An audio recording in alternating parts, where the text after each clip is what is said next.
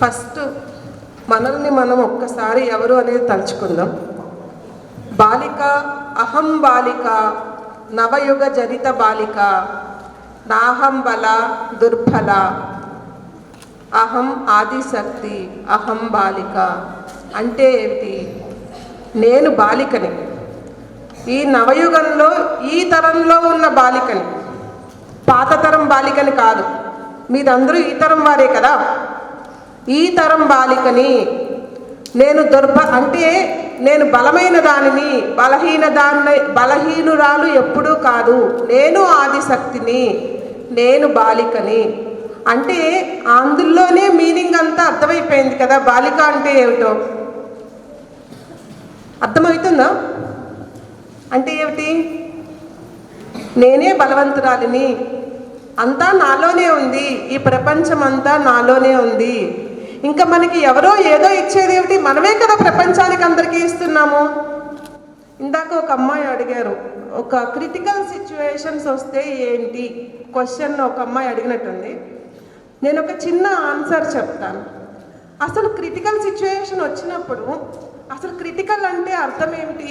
ఏ సిచ్యువేషన్లో అయినా సరే క్రిటికల్ సిచ్యువేషన్ ఎట్లా అనేది ఒక చిన్న పద్యం చెప్తాను. అది అమృతం కురిసిన రాత్రి అనే ఒక పుస్తకంలో బాలగంగాధర్ తిలక్ గారు చెప్తారు.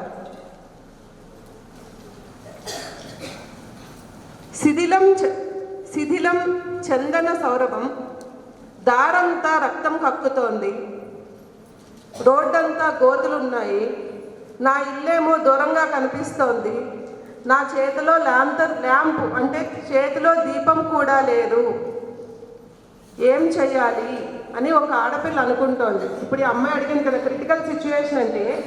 ఏ టైప్ ఆఫ్ క్రిటికల్ సిచ్యువేషన్ అయినా అంటే ఏంటంటే ఎన్ని రకాల ఆపదలు చుట్టుముట్టినా, ఎన్ని రకాల ఇబ్బందులు ఎదురైనా ఏమిటి అంటే ఆడపిల్లకి మనకొక్కటే ఒక కవచం, ధైర్యం. క్రిటికల్ సిచ్యువేషన్స్లో ఎప్పుడూ కూడా మానసిక బలహీనత ఉండకూడదు. ధైర్యం ఎప్పుడూ కవచమే. మనం ధైర్యంగా ఉంటే అవతల వాళ్ళు ఎంత బలవంతుడైనా సరే ధైర్యంగా ఉన్నవాళ్ళని చూసి ప్రపంచం భయపడుతుంది. భయపడే వాళ్ళని ఎప్పుడూ భయపెట్టాలనిపిస్తుంది. అందుకే మీరెవ్వరూ కూడా ఏ నిమిషంలో ఏ సిచ్యువేషన్లో అయినా కూడా ధైర్యాన్ని కోల్పోకూడదు. అవునా కాదా? ఆ ధైర్యాన్ని కోల్పోకూడదు. ఆ ధైర్యం ఎక్కడి నుంచి వస్తుంది మనకి? ఆ ధైర్యం మనకి ఎవరిస్తారు? ఆ ధైర్యాన్ని ఏది ధైర్యాన్ని ఇస్తుంది మనకి? ఏమిస్తుంది అంటే కనుక మనం నేర్చుకున్న చదువే. చదువుకుంటేనే, చదువు అంటే పుస్తకాల్లో ఉండే చదువు ఒక్కటే కాదు. మనము ఇంటిలోంచి అడుగు బయట పెట్టిన ప్రతి క్షణం కూడా ఇంటిలోంచి మనము అమ్మా నాన్నల దగ్గర నుంచి మనం బయటికి ఒక్కరిగా ఎప్పుడైతే అడుగు బయట పెడతామో అడుగు బయట పెట్టిన ప్రతి నిమిషము మనకి చదువే. పుస్తకాల్లో ఉన్నది ఒక్కటే చదువు కాదండి. ఎందుకంటే పుస్తకాల్లో జరిగిపోయిన విషయాలు చెప్తారు, ఏం చేయొచ్చో చెప్తారు. కానీ నువ్వు ప్రతి క్షణం నువ్వు అనుభవించే ఏదైతే ఎక్స్పీరియన్స్ ఉంటుందో అదే నీకు చదువు. మనం బయటికి వెళ్తాము, ఎవరైనా ఎదురుపడ్డప్పుడు ఏం చేయాలి, ఒక చిన్న ప్రమాదం, ఇవన్నీ కూడా ఎక్స్పీరియన్సెస్, లర్నింగ్ లెసన్స్ అన్నమాట. ఇదే మీకు చదువు. ఈ చదువు నుంచే మీకు ధైర్యం వస్తుంది, ఈ చదువు నుంచే ఆత్మవిశ్వాసం వస్తుంది. అవునా కాదా? ఎంతమంది ఒప్పుకుంటారు దీనికి? అందరూ ఒప్పుకుంటారా? కాబట్టి చదువు అంటే 95% పుస్తకాల్లో వచ్చే మార్కుల కంటే కూడా నువ్వు ఇంటిలోంచి అడుగు బయట పెట్టిన ప్రతి నిమిషము, నువ్వు నేర్చుకునే ప్రతిదీ కూడా నీ జీవితానికి ఉపయోగపడే చదివే. ఆడపిల్లగా ఇవన్నీ ఎందుకు నేర్చుకోవాలి అంటే పువ్వుల మాల ఉంటుంది. మనందరికీ పూలమాలలు తెలుసు కదా. పూలమాలల్లో విడివిడిగా ఉండే పువ్వులన్నిటినీ కలిపి దారం పెట్టి కడితేనే మాల రెడీ అవుతుంది. అవునా? ఈ పువ్వులన్నీ కుటుంబంలోని, సమాజంలోని వ్యక్తులు, కుటుంబ వ్యవస్థ, కుటుంబము అనుకుంటే వీటన్నింటినీ కలిపి ఉంచేది బాలిక మాత్రమే, అంటే స్త్రీ మాత్రమే. అంటే దానికి ఇంపార్టెన్స్ ఉన్నట్టా లేనట్టా? అన్నీ ఉన్నా కూడా ఇవన్నీ కలిపి ఉంచే, ఈ బంధాలన్నింటినీ కలిపి ఉంచేది ఏదైతే ఉంటుందో అది మనం మాత్రమే. అంటే మనమే కదా గొప్ప. మనం గొప్ప కాదని ఎందుకు అనుకోవాలి? కదా. అయితే వీటన్నిటిలోంచి మనం నేర్చుకోవాల్సిన విషయాల్లో చదువుకోవడం మంచిది, ఉద్యోగం. ఇవాళ రోజున ఆడపిల్ల పరిస్థితి, ఒక చేతిలో లిప్స్టిక్, ఇంకో చేతిలో సెల్ ఫోను, ఒక కన్నేమో ఒక చెవి వచ్చేసి ఒంటింట్లో వచ్చే కుక్కర్ విజిల్ మీద ఉంటుంది, ఇంకో చెవి వచ్చేసి మన వాట్సాప్ నోటిఫికేషన్ మీద ఉంటుంది. ఒక కన్నేమో ఆఫీస్లో మనకు వచ్చే మెయిల్ బాక్స్ మీద ఒక కన్ను పెడతాము, ఇంకో కన్ను వచ్చేసి నాకు మొత్తం కుటుంబ సభ్యుల యొక్క ఆలనా పాలన మీద ఒక కన్ను ఉంచుతాం. ఇది ఇవాళ రోజున ఆడపిల్లల పరిస్థితి.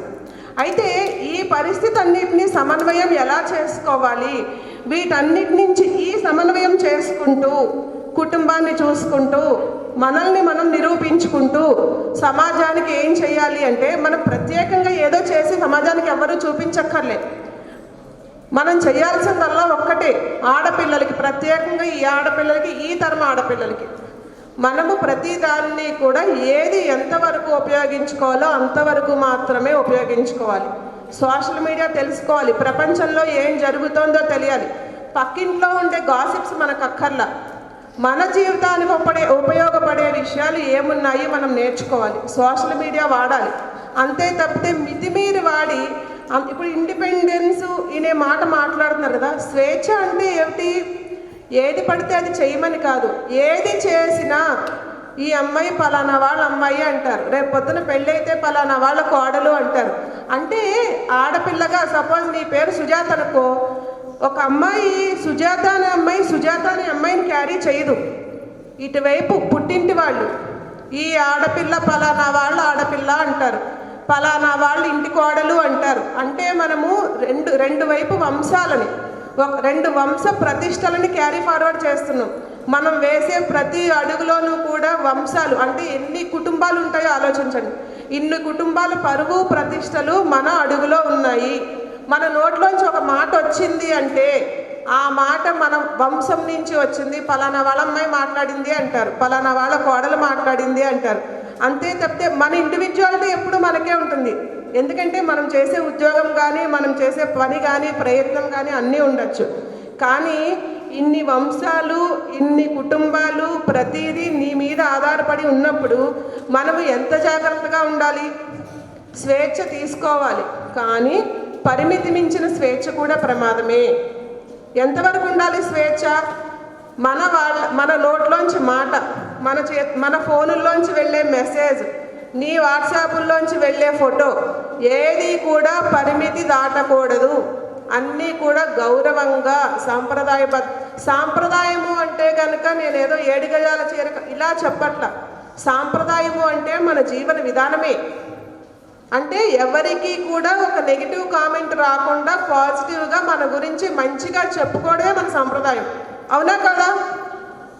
ఇప్పుడు అందరూ అమెరికా అంటున్నారు, వేరే దేశం గురించి మాట్లాడతారు. మనం యుఎస్ కల్చర్ని డౌన్లోడ్ చేసుకుంటున్నామా? ఎవరైనా మాట్లాడితే మా వాళ్ళు యుఎస్లో ఉన్నారండి అంటాం. కానీ అలాంటి అమెరికా దేశం కూడా అబ్రహాం లింకన్ నుంచి ఈ రోజు వరకు ప్రెసిడెంట్గా ఒక ఆడదాన్ని నియమించుకోలే.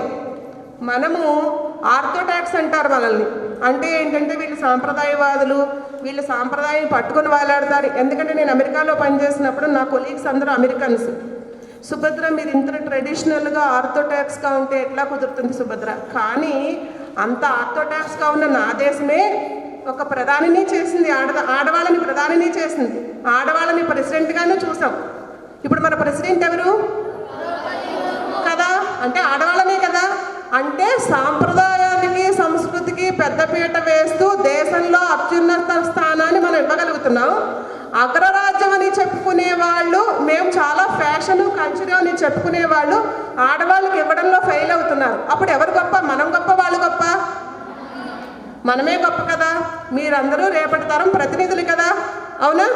అంటే మన సంస్కృతి, సాంప్రదాయం అన్నీ క్యారీ ఫార్వర్డ్ చేసుకుంటూ నీ కుటుంబాన్ని నువ్వు నిలబెట్టుకుంటూ, నీ కుటుంబం ద్వారా 10 మందిని నిలబెడుతూ, మనము సొసైటీకి చేయడము అంటారు. సొసైటీ అంటే ఎక్కడో ఉండదు.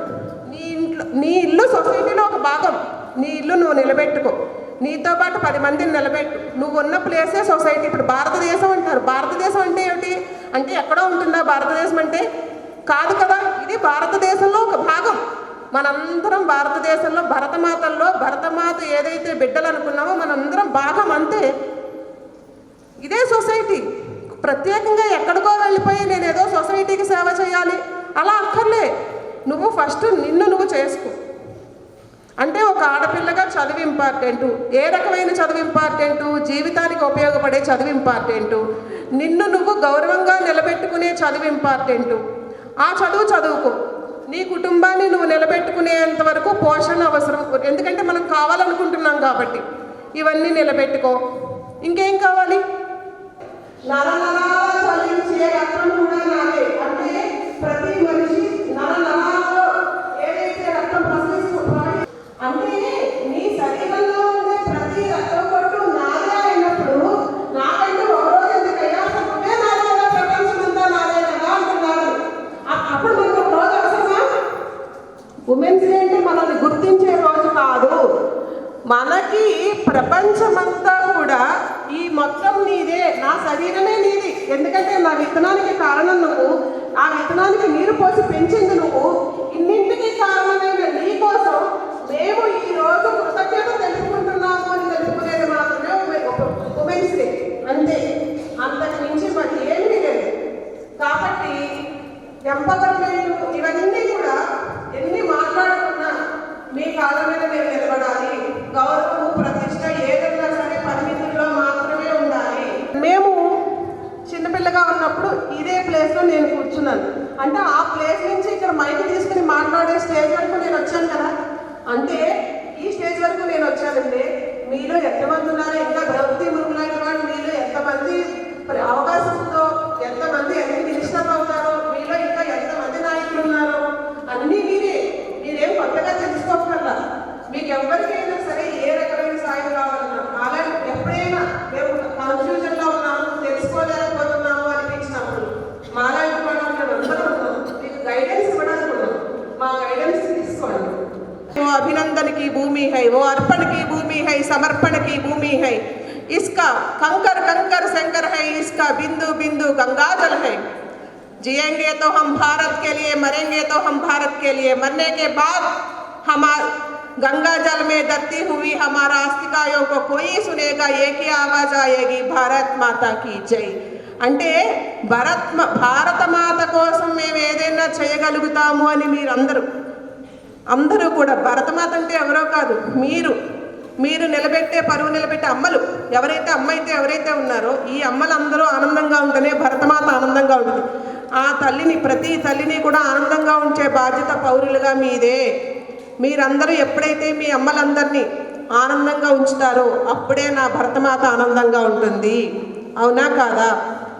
ప్రౌడ్గా తల ఎత్తుకునేలా బిహేవ్ చేయండి, తల దించుకునేలా ఎప్పుడు ఎవరు చేయొద్దు. ఓకేనా? భారత్ మాతాకి. అదేంటి బాలికా సంగమంలో దమ్ లేదా అసలు? భారత్ మాతాకి, భారత్ మాతాకి, భారత్ మాతాకి. This is girl power. ఇందులో ఎంతమంది ఫ్యూచర్ లీడర్స్ అవుతారు? పాలిటిక్స్ ఎవరికి ఇంట్రెస్ట్? ఎంతమంది? మేడం ఒక చిన్న రిక్వెస్ట్, పాలిటిక్స్ ఇంట్రెస్ట్ ఉంది అన్న వాళ్ళ పేర్లు, కాంటాక్ట్ నెంబర్స్, అడ్రసెస్ మీరు నాకు ఇవ్వాలి. అంటే అందరూ టీచర్ అవ్వాలి, డాక్టర్ అవ్వాలి ఇవన్నీ అనుకుంటారు, కానీ ఫ్యూచర్లో రాజకీయం.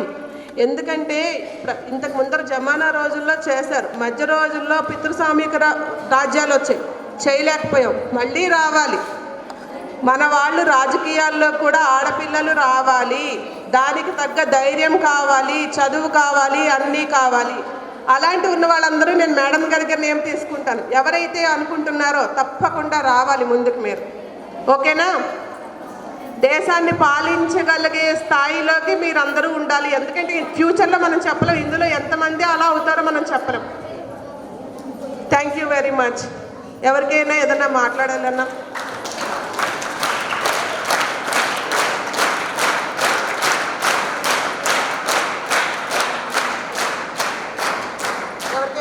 మాట్లాడాలనిపించిన, ఏదైనా అడగాలన్నా? Yes please, yes please.